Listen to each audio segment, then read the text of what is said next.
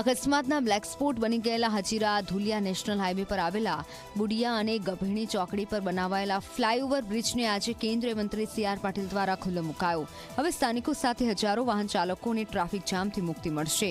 આ નવી સુવિધાથી રોજના અંદાજે 50,000થી વધુ વાહનોને ટ્રાફિક જામમાંથી મુક્તિ મળશે. અગાઉ અહીં જીમલેણ અકસ્માતનો થયેલા હોવાના કારણે અનેક લોકોએ પોતાના પ્રિયજનો ગુમાવ્યા છે. હવે નવા બ્રિજથી આવી દુર્ઘટનાઓમાં નોંધપાત્ર ઘટાડો થશે તેવી ધારણા છે.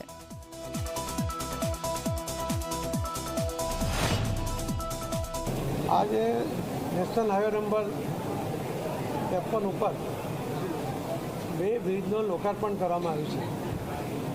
નેશનલ હાઈવે દ્વારા નિર્મિત આ બંને બ્રિજ આ વિસ્તારના લોકો માટે અત્યંત મહત્ત્વના હતા. એના જ આધારે આજે ગભેણી અને બુડિયા આ બંને બ્રિજ જે નિર્માણ પામ્યા હતા એને આજે અહીં લોકાર્પણ કરવામાં આવ્યા છે. આના કારણે લોકોની સુવિધાઓ વધશે.